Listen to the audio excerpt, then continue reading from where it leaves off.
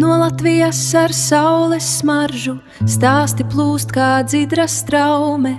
Kanāls latvieši Itālijā sasilda sirdi katrā mājā.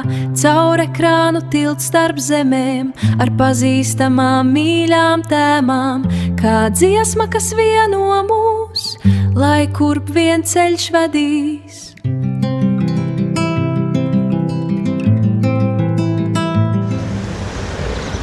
Sveiki, skatītāji!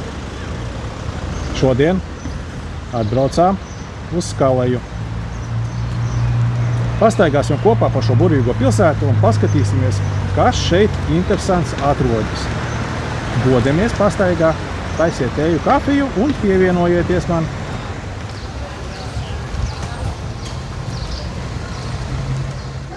Skaleja ir jauka pilsēta Kalabrijas reģionā, Tirēnu jūras krastā. Tur ir jauka vecpilsēta, kas atrodas kalnā, un arī jauks kurorts ar ideālu jūras atpūtai. Skalejas vēsture sniedzas tūkstošiem gadu senā pagātnē, un katrs laikmets te ir atstājis savas pēdas. Cilvēki šajā apkaimē dzīvo jau paleolīta laikmetā, par ko liecina atradumi tuvējās salās. Vēlāk šeit ieradās senie grieķi, nodibināja koloniju. Vēlāk romiešu laikā pilsēta plauka, pateicoties tās strateģiskajai atrašanās vietai. Pēc romiešu impērijas krituma piekrasti regulāri postīja pirāti un iebraucēji.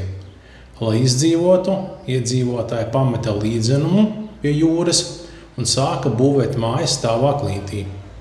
Pilsētas nosaukums cēlies no vārda skala, kāpnes, jo vecpilsētas ieliņas patiesībā ir milzu akmens kāpņu labirints. 11. gadsimtā pilsētu iekaroja normāņi, kuru uzcēla kalna galā pili. Skaleja kļuva par nozīmīgu kultūras un reliģijas centru, kurā mierīgi līdzpastāvēja bizantiešu mūki un Rietuma Eiropas bruņinieki. Skalejas simbols ir Talao tornis. Tas ir vientuļš tornis, kurš atrodas pludmalē. Pie torņa, diemžēl, es pieiet nevarēju, jo laikam viņš ir slēgts uz rekonstrukciju. Apkārt ir sēta un pieeja šim objektam ir liekta. Taču, skatoties uz pilsētu no panorāmas, torni var redzēt. Brīdiņu pirms šī video gabaliņa bija redzams tornis, un arī tagad tūlīt varēs redzēt torni pašā jūras malā.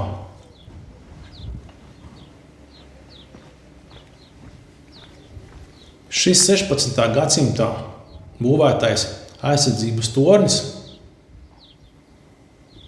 izskatās diezgan monumentāli. Senatnē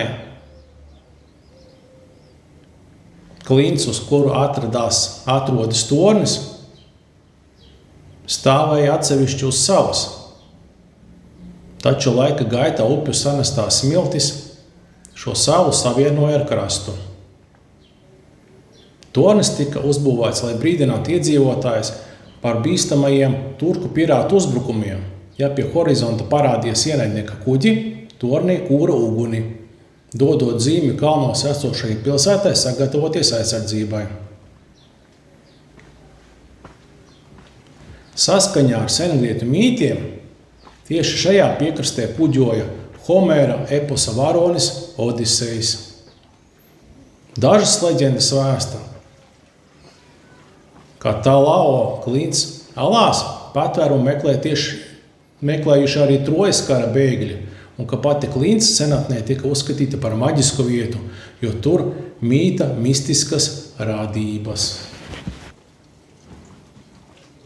Vecpilsētas iedzīvotāju vidū joprojām klīst stāsti par sarežģītu pazemes eju sistēmu, Runā, ka no normāļu pils drupām kalna galā stiepjas slepenas ejas, kas ved tieši uz jūras krastu un uz torni.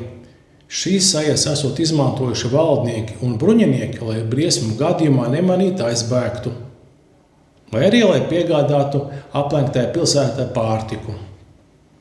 Vairākas alu ieejas klintīs ir redzamas vēl šodien, kas šai leģendai dod reālu pamatu.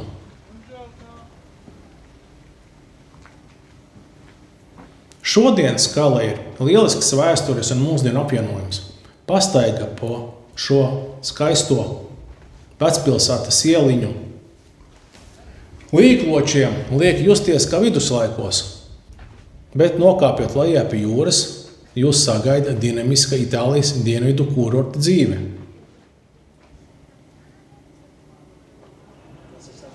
Skalaja ir labs variants brīvdienu mājai vai brīvdienu dzīvoklim. Šī ir kurorta pilsēta. Nav tik plaša un liela kā Amalfī, bet arī īpašumi šeit nav tik dārgi. Tā kā, ja meklējat brīvdienu māju vai dzīvokli, varat apsvērt Skalajas reģionu izvēli. Manā 2. kanālā Calabria Cheap Property ir vairāki īpašumi Skalajā. Varat paskatīties cenas, izvietojumu, stāvokli, kā šie dzīvokļi ir iekārtoti. Ja konkrēti runājam par dzīvokļiem, tad pārsvarā šie dzīvokļi ir būvēti pagājušā gadsimta 70. gados. Un šos te dzīvokļus būvēja kā vasaras dzīvokļus. Apkuris tur nav un ziemā dzīvot tur īsti komfortabli nav. Protams, var dzīvoklī siltināt, mainīt logus, durvis, iebūvēt apkuri, bet tās būs papildus investīcijas. Taču, kā brīvdienu dzīvoklis dzīvošanai vasaras periodā, šis īpašums būtu ideāli piemērots. Gan vecpilsēta, gan jūra ir rokas stiepiena attālumā, un arī pat no paša attālākā pilsētiņas rajona līdz jūrai būs ne vairāk kā 20 līdz 25 minūtes ar kājām. Jā, vecpilsētā nebūs parkinga, automašīna būs jānovieto lejā, un līdz savam īpašumam jādodās pa kāpnēm ar kājām, bet iegādājoties īpašumu vecpilsētā, tas būs ekskluzīvs īpašums viduslaiku stilā. Protams, pārsvarā šos te īpašumus vecpilsētā izpērk uzņēmēji, pārbūvējot mājas par viesnīcām, kur var dabūt gan naktsmājas, gan jaukas brokastis. Pilsētas jauno daļu es nefilmēju, tur principā nebija nekas īpašs, nekas savādāks kā citās Itālijas pilsētās. Bet vecpilsēta man ļoti priecēja un izbrīnīja. Nebija gaidījis tik episkus skatus. Kādā no nākošajām sērijām plānoju parunāt par brīvdienu mājām un brīvdienu dzīvokļiem. Kas tas tāds ir? Cik maksā noformēšana? Jā, noformēšana ir nedaudz dārgāka, proti pārrakstīšanas izdevumi būs nedaudz lielāki nekā īpašumam, kurā jūs pastāvīgi dzīvosiet, jo īpašums, kurā jūs pastāvīgi dzīvosiet un deklarēsieties, ir prima casa, un par šādu īpašumu ir diezgan liela atlaide. Brīvdienu māja šādas atlaides nebūs. Taču brīvdienu māju vai brīvdienu dzīvokli jūs varat izīrēt turistiem tajā periodā, kurā jūs nedzīvojat. Šeit redzam jauku baznīcu. Tur bija sagatavošanās kaut kādam pasākumam, tālāk es negāju, nefilmēju, cilvēkus netraucēju, bet izskatās ļoti skaisti, ļoti kopti un sakārtoti. Tiešām vecpilsēta ļoti, ļoti veca, ļoti, ļoti autentiska, kā mēs arī redzam.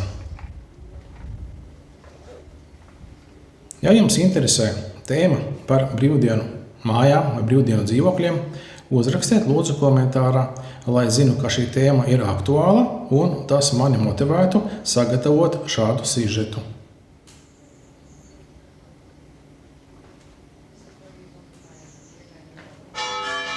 Vecpilsēta ir skaista. Ja jums sanāk braukt garām Skalajai, būt Skalajas pusē, droši vien varētu ieplānot kāds pāris stundas pastaigāju pa šo burvīgo vecpilsētu. Te tiešām ir ko redzēt, un, kā es saku, pieskarties vēsturē. Redzam lejā jaunākas mājas, un tur nekas īpašs, bet augšā kalnā vecpilsēta. Tas ir kaut kas ekscelents. Tiešām dīvaina un sena atmosfēra. Šeit ir lejā pie jūras kūrorts. Redzam kafejnīcas, bāri, restorāni. Kā es saku, klusā dzīve apakšā lejā pie jūras ir parkings liels. Tur arī tiek cilvēki glabā jahtas. Šeit arī ir pieejami dažādi laivu izbraucieni. Tieši no pludmalas atbrauks pakaļjums laiva un aizvedīs jaukā laivu braucienā, kas ilgs no pāris stundām līdz pat visai dienai, kā jūs būsiet izvēlējušies. Tiešām jauka kurorta pilsēta. Es pat pateiktu pilsētiņa pie jūras, mierīga, nesteidzīga dzīve. Ja gribas baudīt brīvdienas bez poļiem un bez skaļas mūzikas, tad šeit būtu ideāls variants. Jā, protams, vakaros ir mūzika, bet tas nebūs tā kā Amalfī piekrastē, kuru vakarā un sezonā notiek ņigu-ņegu. Paldies par skatījumiem, lai jums jauka diena un tiksimies nākošajās sērijās. Ātrāk!